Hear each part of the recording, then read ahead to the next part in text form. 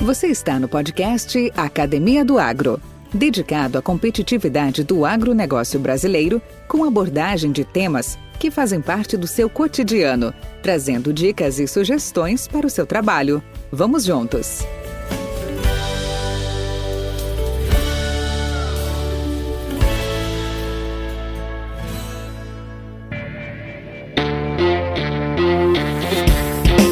Nem todos sabem, mas o melhoramento genético é de grande importância para a alimentação humana e animal, produção de fibras, combustível, planta para paisagismo, serviços de ecossistemas e uma variedade de outras atividades humanas. Mas afinal, o que é melhoramento genético em plantas? O melhoramento genético de plantas é a produção de vegetais por cruzamento seletivo, hibridização ou ferramentas de biotecnologia. É o mecanismo de produção de novas variedades de plantas para a horticultura e agricultura. Também conhecido como domesticação de plantas, o melhoramento genético gerou a maioria dos cultivos para a alimentação da população humana e faz parte da nossa evolução. Das 250 mil espécies de plantas que hoje são descritas e caracterizadas, atualmente cerca de 50 mil têm potencial de interesse econômico. Com maior conhecimento sobre os genes, descoberta da estrutura do DNA, a biotecnologia moderna foi se consolidando e permitiu uma revolução tecnológica no melhoramento genético de plantas.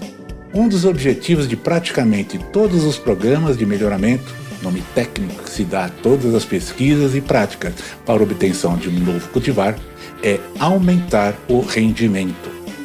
Atualmente, instituições públicas e privadas oferecem diferentes cultivares para as principais culturas no Brasil, sempre levando em conta os novos desafios que surgem para serem driblados pela pesquisa. As técnicas de melhoramento de plantas são extremamente bem-sucedidas e têm sido amplamente utilizadas na agricultura para aumentar o rendimento de várias plantas agrícolas nas últimas 5 décadas.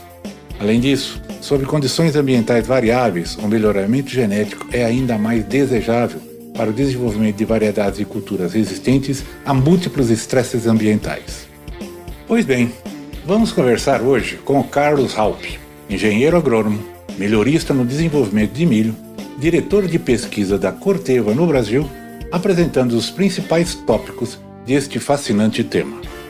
Obstinado e apaixonado pelo que faz, neste primeiro episódio, o Carlos falará sobre a sua trajetória e destaca a evolução da pesquisa ao longo dos anos e como as tecnologias estão ajudando a aumentar os ganhos no processo de melhoramento de materiais. Na próxima semana, teremos novo episódio, com a segunda parte, quando ele irá comentar sobre os grandes desafios para o melhoramento no Brasil, a importância da variabilidade genética, biotecnologia, fatores abióticos, entre outros. Ouça o áudio e saiba mais. Vamos nessa? Podcast Academia do Agro. Olá, Carlos Raupp. Tudo bem com você? Fala, Valdir. Tudo ótimo. Bom estar aqui com você hoje. A satisfação toda nossa. Carlos, você como engenheiro agrônomo, mestre em melhoramento genético, atualmente, boa parte da sua trajetória profissional, melhorista, nos dá a honra hoje de conversar um pouco sobre esses temas tão fascinantes, né? Genética é alguma coisa assim que não tem... Não, acho que tem parâmetros, tá? Mas é uma das coisas mais instigantes, muito mais emocionantes, né? E porque você mexe justamente no início de tudo. Isso é uma coisa muito, muito bacana. Então, gostaria de te agradecer novamente a presença aqui. Sente-se em casa, isso aqui é uma arena que todos nós estamos aqui para compartilhar boas impressões, boas informações e, por que não, seus desafios e suas superações. E como sempre eu faço, você já sabe disso, porque eu sei que você é um ouvinte assíduo da Academia do Agro. Onde tudo começou? Conta um pouco a sua história para nós. Bacana, Valdir. Bom, em primeiro lugar, deixa eu justamente comentar sobre isso, né? Sim, eu sou um ouvinte assíduo da Agro. Me lembro dos primeiros podcasts. Eu acredito que eu já tenha assistido 60% deles. Opa! Que bacana. Tranquilamente. E, assim, aprendi pra caramba. Como você sabe, eu viajo e nas viagens eu utilizo, né, ouvir os podcasts. Às vezes a minha família acaba ouvindo, só uma passagem, mais especificamente minha esposa, né? Teve um podcast com o Daniel, com o André Aguirre e com o Chico Baiano. Chico Baiano. Eu acho que foi 10º alguma coisa. Foi um dos primeiros. Né?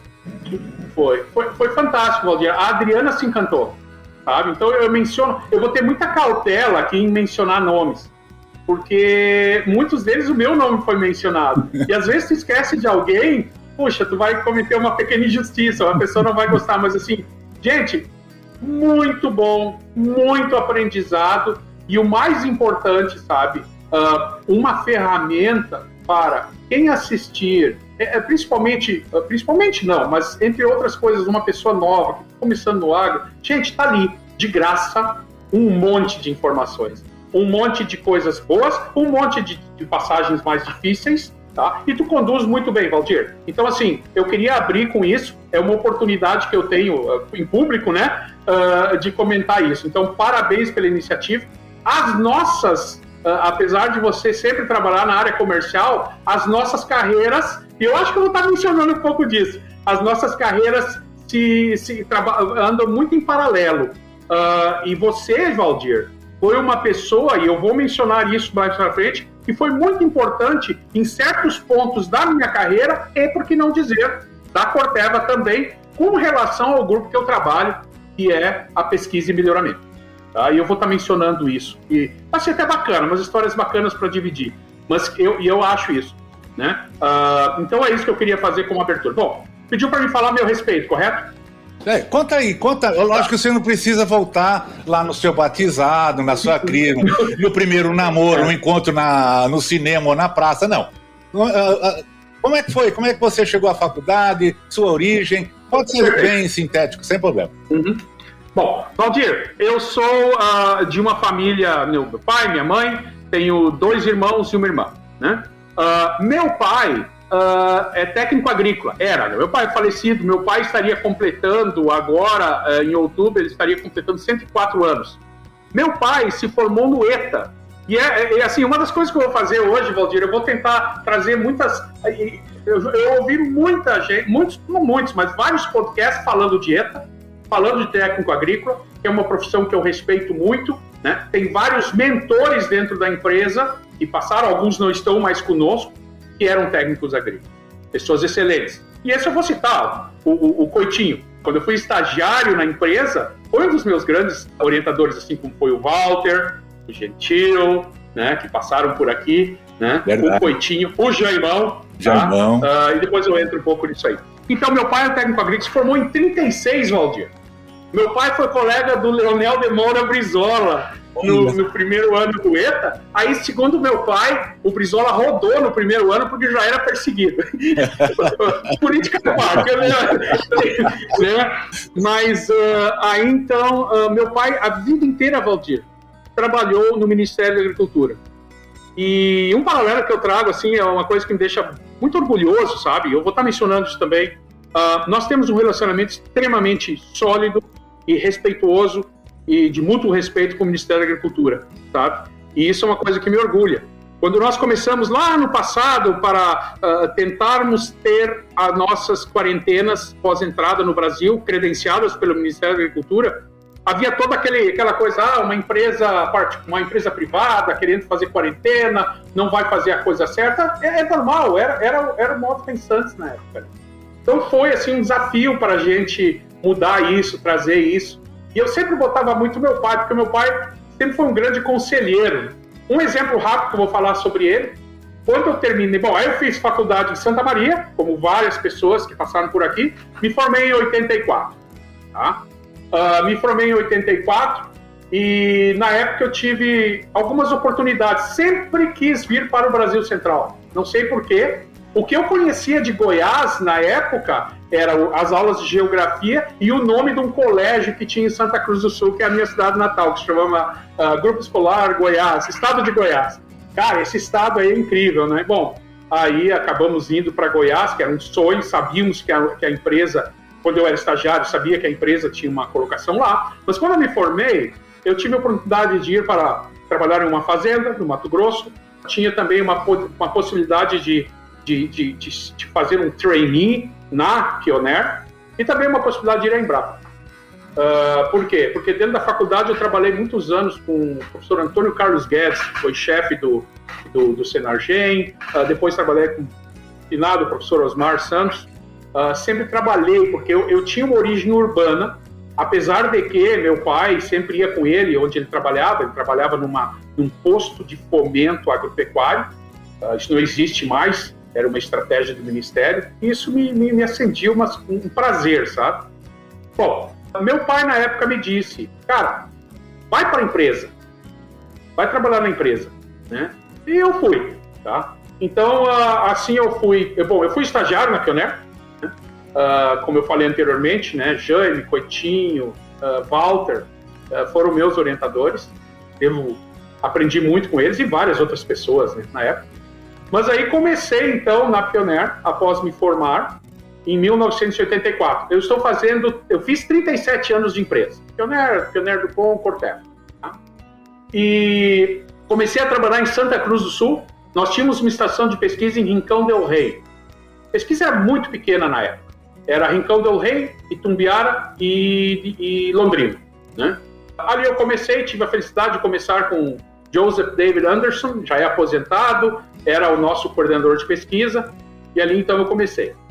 Em 89, eu tive a oportunidade, comecei em 84, né?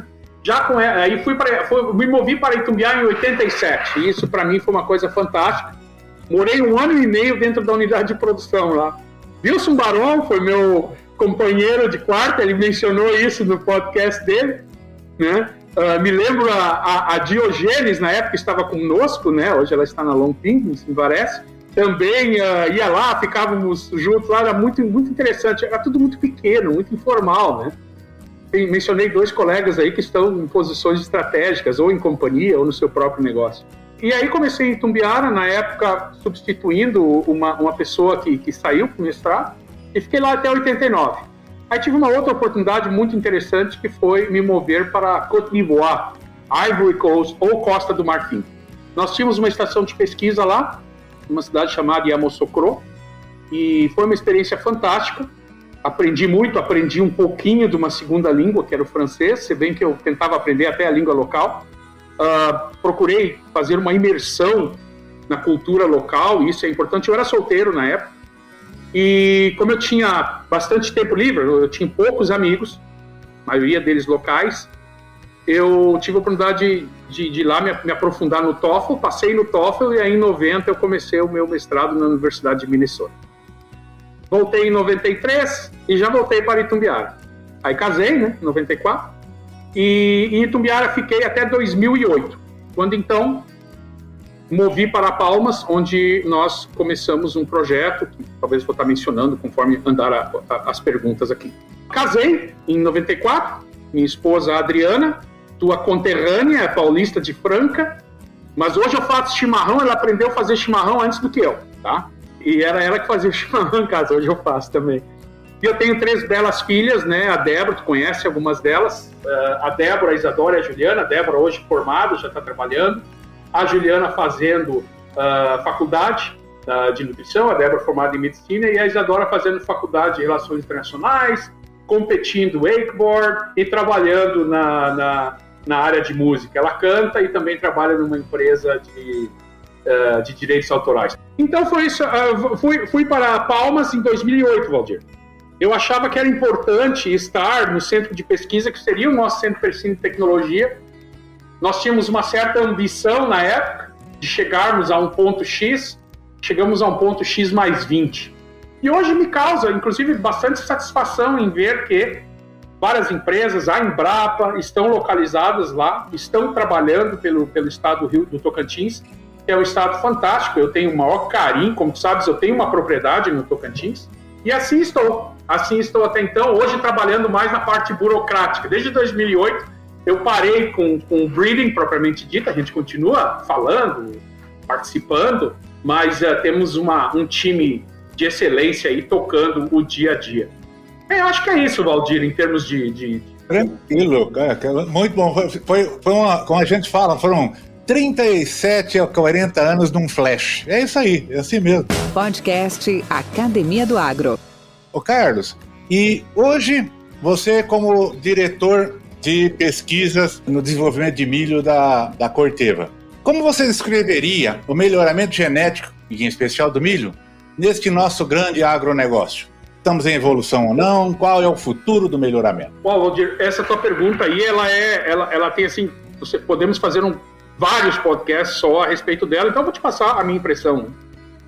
Uma passagem que eu gosto de dizer sempre, como eu falei um pouco a respeito do seu Jaime, meu pai, uma vez ele chegou em casa lá em Santa Cruz comentando que um produtor lá de Santa Cruz tinha produzido 100 sacos por hectare. Eu tinha o quê? 9 anos? Eu tô com 50, fiz 59 semana passada, ou seja, 50 anos atrás. O cara tinha colhido 100 sacos por hectare. Até parente da Suzeline, que é colega nossa. Gente, aquilo era... eu fiz um cálculo, 60 sacos, 100 sacos, 60 quilos, 6 mil quilos. Gente, são 6 toneladas. São 6 toneladas em 100%, né? Então, assim, fantástico. Aí, quando se falava, e eu ouvia esses comentários, né? Tipo assim, você trabalhou muitos anos da tua vida no Brasil Central. Eu me recordo conversando isso com o Roberto Terrice, né? Quando o Roberto foi para o Triângulo. Uma passagem que vocês estão querendo fazer lá? Aquilo lá é braquiária, é algum reflorestamento, e assim tu ouviu várias vezes isso, né, seu Valdir? O negócio é a terra baixa, porque tem água, sabe?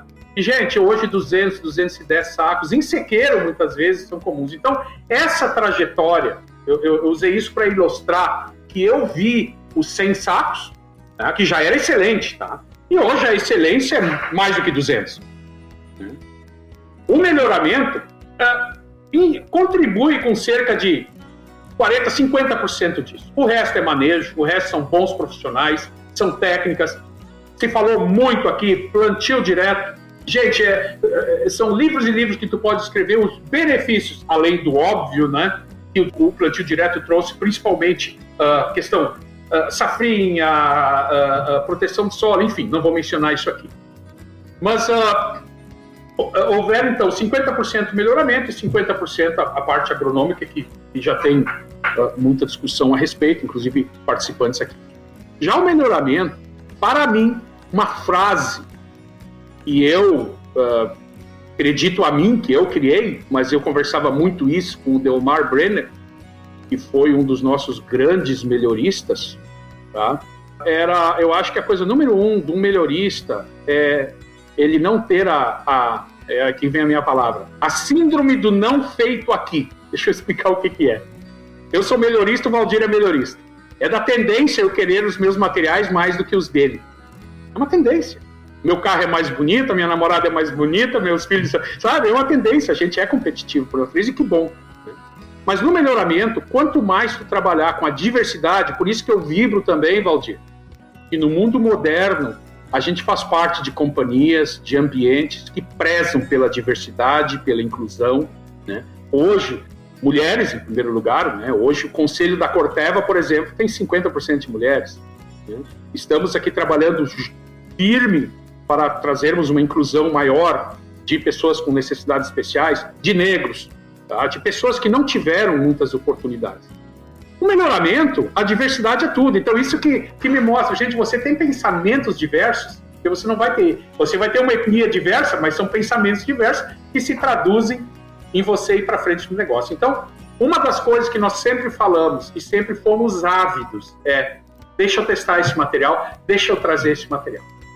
E tu sabes muito bem, isso não é segredo, eu não estou infringindo nenhuma regra da empresa, né, que eu sou funcionário, mas hoje nós não temos um híbrido sequer de milho, tá? E isso pode ser levado para sorgo, pode ser levado para soja, tá? Que não tenha uma genética local, uma genética... Eu vou mencionar aqui um exemplo da Ásia, no caso do milho, é muito forte, né? E uma genética americana, que é uma genética com uma alta frequência de genes favoráveis à produtividade. Mas tem uma susceptibilidade maior a doenças. Então, esse balanço que é o melhoria. Voltando à tua pergunta. Tá? Então, germoplasma é paramount, germoplasma é tudo no teu negócio de melhoramento. É um ponto. Segundo ponto, a grande evolução, e tu deve te lembrar aquelas apresentações que a gente fazia sobre o melhoramento, onde você tinha uma escadinha, né? lá no início Bom, eu sempre digo outra coisa que eu sempre falo, isso não é minha palavra, né? Não é minha frase, mas o dia que o homem, a mulher, a humanidade, decidiu guardar um tubérculo, uma semente, um ramo para plantar no ano seguinte, foi dada a partida no melhoramento de planta. Obviamente ele pegava o melhor. Ninguém vai colher a pior mandioca para guardar para fazer muda, né? E assim por diante, ou o pior grão. Aí no início do século passado, foi a redescoberta das leis do Mendel, né? Que foi no final do século retrasado, sempre me confundo, começou o melhoramento como ciência, né? Com métodos estatísticos, né? A descoberta ou a invenção da distribuição normal, então você sempre procura migrar a tua população para a parte mais positiva, método pedigree, enfim, tudo que a gente vê nas nossas aulas de genética e melhoramento. Você, como oriundo da Exalc, deve se lembrar muito, super forte em melhoramento, sempre no ensino de melhoramento. E o que aconteceu? O melhoramento basicamente não mudou nada. O melhorista continua adicionando alelos, genes favoráveis para qualquer característica. Só que a velocidade, as ferramentas que ele tem à mão, que é uma coisa... Como nós estávamos falando antes, no offline, né? Sobre o podcast, sobre tecnologia. Eu gosto muito de trator. E eu hoje tenho um trator com piloto automático. Era um sonho que eu tinha. Então eu estava adubando num fim de semana desses aí, eu estava dizendo, pô, se meu pai estivesse aqui, ele ia achar que tinha sido abduzido, sabe? Cara, você faz a curva, você coloca na tua reta, você aplica e tudo acontece porque um satélite está te dando uma orientação. Melhoramento é a mesma coisa. Nós evoluímos drasticamente, essa é a palavra, tá? E não só avaliar o fenótipo, o que o melhorista vê, que é fundamental, não me entenda mal, e isso vai continuar sendo fundamental. Porém, o que ele coloca nos ensaios dele é de muita maior qualidade, por quê? Porque ele tem algoritmos, genômica dando suporte para ele. Ele hoje é barato você caracterizar geneticamente todos os teus materiais. Então, fazer uma história bem resumida, por exemplo, você pode levar para os teus experimentos de primeiro ano materiais que você já sabe de antemão tem uma tolerância a, vamos pegar uma doença super importante, né, o enfesamento. Está acontecendo e requer muita atenção, né, que é transmitido pelo albulus, coisa e tal. Então, veja bem, no momento que ele consegue mapear isso, esse mapeamento vai permitir que ele faça cruzamentos, que ele faça seleções, então ele chega muito mais poderoso, empoderado, vamos dizer assim, nos materiais dele, quando ele começa a testá-los. A predição de materiais, você poder prever o comportamento de materiais, são áreas da ciência que estão evoluindo drasticamente. Assim como você vê em qualquer outra área, né? Hoje, empresas privadas indo para o espaço, é uma coisa que me fascina, né? Carros elétricos, carros autoconduzidos. Então, isso tudo também vem para o melhoramento, em qualquer cultura. Claro que no milho tem uma certa facilidade de você fazer cruzamentos e fazer novas hipóteses, novas populações, mas quando você desce a nível de DNA, é tudo igual. Não que as plantas sejam iguais, mas os métodos são iguais. Então, o melhorista tem nas suas mãos um grupo de ferramentas, isso que permite os avanços que nós estamos tendo, muito rápidos. Vamos usar de novo o exemplo do enfesamento. Todos nós, quando eu falo todos nós, a milhocultura brasileira sofreu muito, principalmente porque ele chegou no sul, né? Então, estamos aí trabalhando dioturnamente, tentando melhorar, deixando de avançar alguns materiais que são extremamente produtivos, mas que têm algum problema. E, graças a Deus, tendo ferramentas para a gente agilizar esse desenvolvimento rápido de uma tolerância, sabe? Num local que não tinha antes. Porque o melhoramento é assim, eu sempre digo, melhoramento nos trópicos, eu considero relativamente mais fácil do que melhoramento num local de transição. Por quê? Eu tenho doença o ano inteiro. Se eu não melhorar para aquela doença que aparece todo ano, alguma coisa está errada comigo, entendeu? Então, eu sempre digo, a região de transição, pega assim, grosseiramente falando, Paraná, coisa e tal, e a região temperada, sabe? Se acontece algum problema, e nós temos N histórias, né, na agricultura americana, na brasileira, tem essa recente, né, de problemas que apareceram, e pimbas, tu não tinha variabilidade. Então hoje tem ferramentas que te provocam isso mais rápido. Eu acho que eu consegui resumir, né, Valdir? Mais ou menos, o que eu vejo do... E o futuro é isso. O futuro é isso, velho. Cada vez mais você vai ter um mundo de dados, e eu nem entrei na parte de fenotipagem. Eu só falei de genotipagem, porque tem todo um outro trabalho em cima de fenotipagem. Satélite, drone, robô. Valdir, no passado, isso nunca me ajudou, mas no passado, você ia para o campo, um grupo de pessoas fazer número de plantas.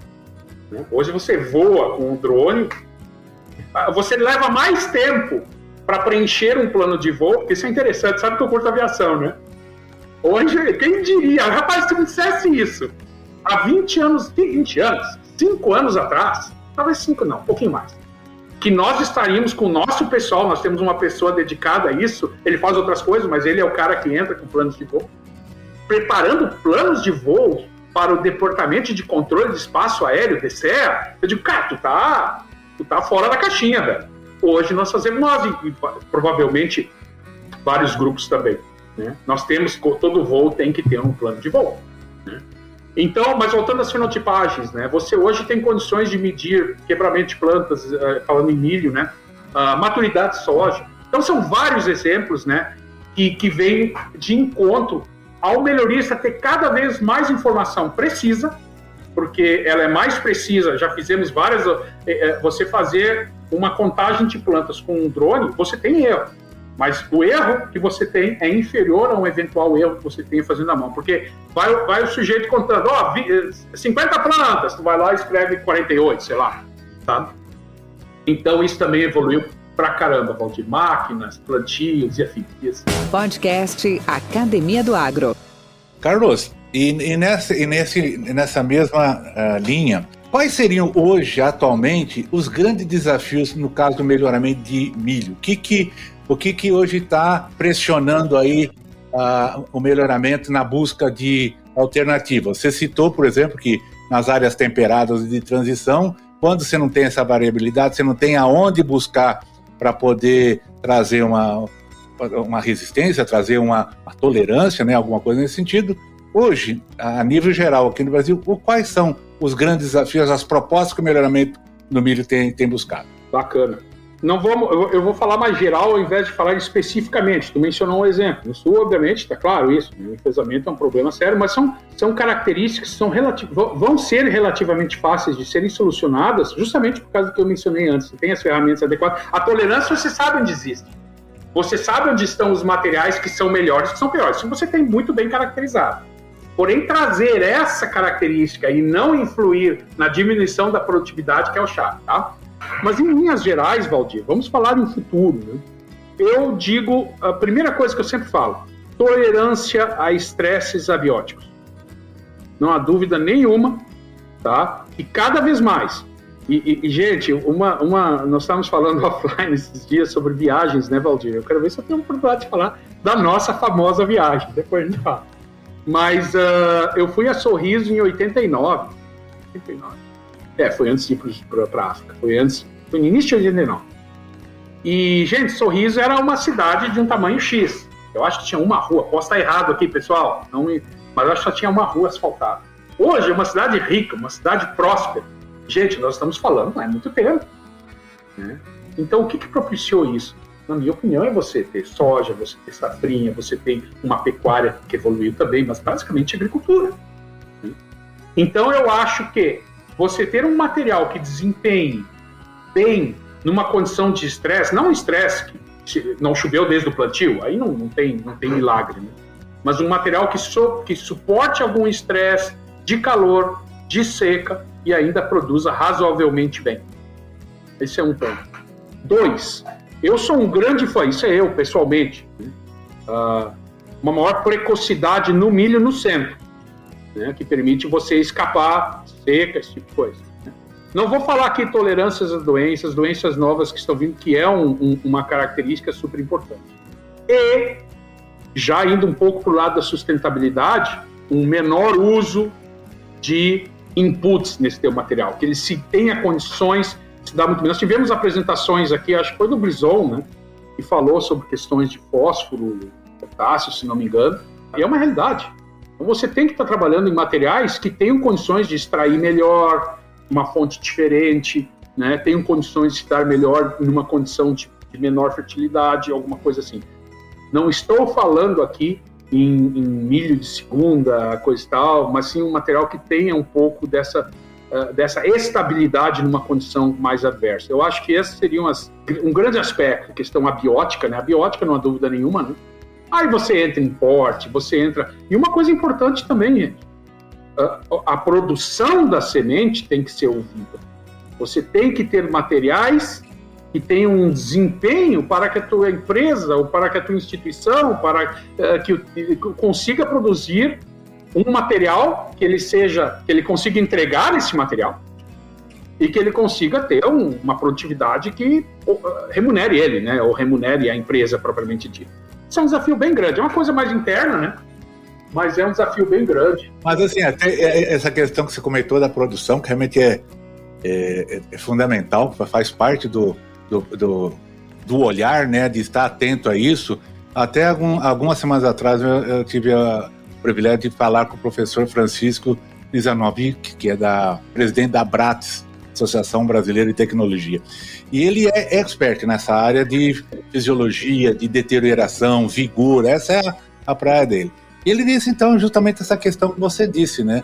Mais do que você buscar a melhor genética e a melhor fenotipagem, vamos chamar assim, você tem que ter capacidade de produzi-la bem. E aqui nós chamávamos em termos de producibilidade, né? A palavra bonita né? Então, muito bacana. Agora, deixa eu aproveitar, não posso perder a oportunidade com o meu parceiro sobre a questão hoje. Você citou muito de manejo, você acabou de falar de alguns fatores abióticos e tal. Com a evolução das práticas de manejo, pragas, espécies daninhas, o controle químico cresceu uma participação percentual bem grande na maioria das áreas agrícolas do mundo. Ok. Entretanto, tem crescido também essa tal de preocupação com a preservação do meio ambiente natural, sustentabilidade, a busca por alimentos obtidos por meio de práticas mais ecológicas, de manejo dos cultivos, etc. O uso da biotecnologia atualmente tem sido uma prática efetiva para a supressão ou estabilização de tais fatores bióticos e abióticos? Tolerância seca, patógenos, plantas daninhas. O que você me diria disso, Carlos? Vamos falar não só da biotecnologia, mas também dos genes nativos, de traits nativos, de técnicas de edição de genoma, esse tipo de coisa. Não há dúvida, e eu tinha até reservado aqui, se você fosse me perguntar qual que era um dos grandes acontecimentos, né, na minha carreira, eu ia falar o lançamento do milho BT. Porque, como melhorista, e é claro, existe uma variabilidade para a tolerância a insetos. Nós temos linhagens, temos híbridos, e tu sabes muito bem disso, né? Que eram melhores do que outros para tolerância a insetos. Né? Mas acontecia, né? Mas se você tinha um plantado ao lado do outro, você notava claramente isso. Ou seja, ele tinha algum mecanismo que o fazia mais tolerante. Porém, usar gene nativo, tentar isolar essa característica em milho é muito complicada. São muitos genes que vão explicar essa diferença. Então, você conseguir trazer isso tudo para um produto só é muito complicado. Aí você chega com o BT, né? Bacillus thuringiensis, você tem lá uma sequência que você insere numa planta e produz uma proteína que é tóxica aos insetos da ordem Lepidoptera. Gente, foi fantástico. E tu conheces toda a história, tu fez parte dessa história, né? Brasil demorou um pouco mais para entrar regulado. Qualquer ensaio nosso tem que seguir, né? Tinha que seguir as regras de biossegurança. Nada errado com isso, perfeito, tá? Mas quando realmente chegou no mercado, né? E assim, na época eu acho que até foi meio politizado, né? Eu sou a favor ou contra. Você não pode ser a favor ou contra uma técnica, né? Você tem dados que falam, né? Você tem, mas sempre pela questão de biossegurança. Quando você os lançou, você teve problemas no decorrer de alguns traits, depois vieram outros, né? Foi uma revolução. Nós tínhamos uma época em que o BT já era liberado, que nós tínhamos muitos materiais no processo de melhoramento, que ainda não tinham o BT, né? Mas no processo inicial.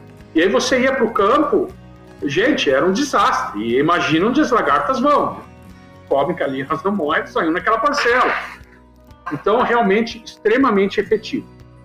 Agora, voltando para a sustentabilidade, que hoje eu não acredito, e foi bom que tu perguntou, só para mim reforçar. Quando eu falei em estresses abióticos, um material ter condições de ter uma performance adequada numa condição de menor fertilidade, por N motivos, né? Eu estou falando um pouco de sustentabilidade. Né? Hoje, no Brasil, ainda nós não temos legislações ou questões que nos obrigam a cuidar do que vai para o nosso lençol, esse tipo de coisa, mas é uma questão de tempo. Hoje, só para te dar um exemplo, nós temos uma estrutura enorme de casas de vegetação. E nessas casas de vegetação nós estamos trabalhando forte para tentarmos reaproveitar a água da irrigação. Porque se você irriga um vaso, é claro, boa parte dessa água vai embora. E vai para onde? Então você tem até uma economia nisso. Então são características que a gente tem olhado. Então eu vejo isso com bons olhos e digo uma coisa, vai fazer a diferença. Você ter um material que tenha uma maior tolerância à seca, que tenha condições de diminuir... Só respondendo a tua pergunta de outra forma, eu não consigo te dizer hoje o quanto que se reduziu de inseticidas ou não, porque muda-se, se aplica por outros aspectos também. Sabe? Essa resposta não tem, francamente. Mas alguém de crop deve ter. Mas que é uma ferramenta fantástica para o agricultor, não resta a mínima dúvida. Às vezes é a diferença entre colher e não colher. Daí a importância de você cuidar dessas tecnologias, porque elas não são fáceis de serem obtidas. Mas assim, em linhas gerais, eu acho que você ter materiais que façam um ambiente mais sustentável é fundamental e vai fazer a diferença. Uma tolerância seca, tolerância a calor no futuro vai fazer uma imensa diferença.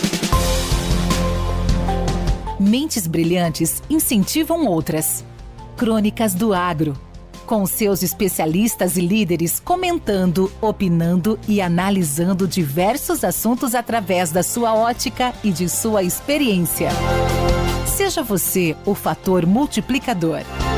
Boas práticas, boas ideias.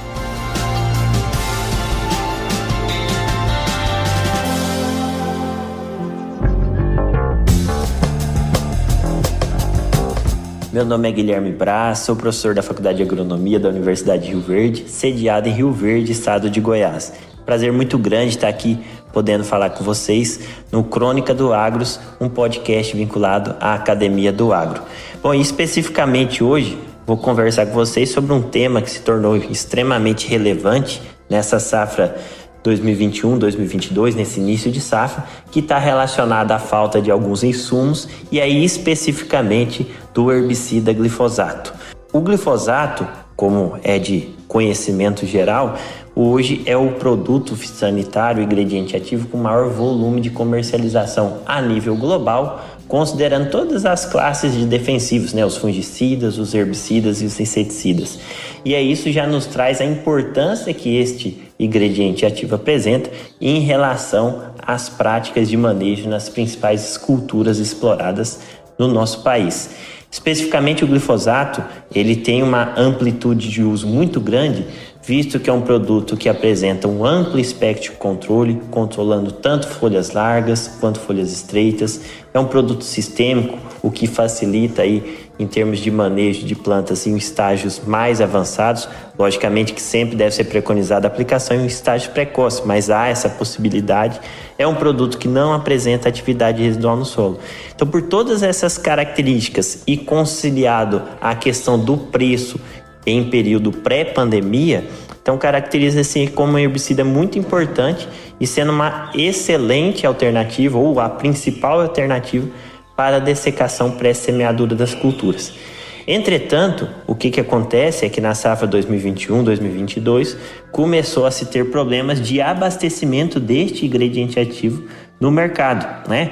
Os motivos, né, apontados são os mais variados, que vão desde o fechamento de fábricas por questões ambientais e trabalhistas na China, que é a principal supplier deste ingrediente ativo a nível global.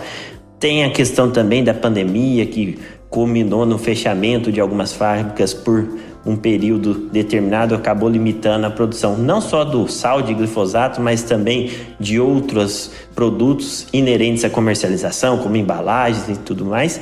E também a questão da crise energética que está ocorrendo na China, que também tem culminado nos apagões e dificultado a produção. Independente dos motivos, o fato é, hoje o produtor está enfrentando a falta deste ativo e o cenário, ao que tudo indica, pelo que se tem falado, é de que ele não vai se anormalizar num curto espaço de tempo.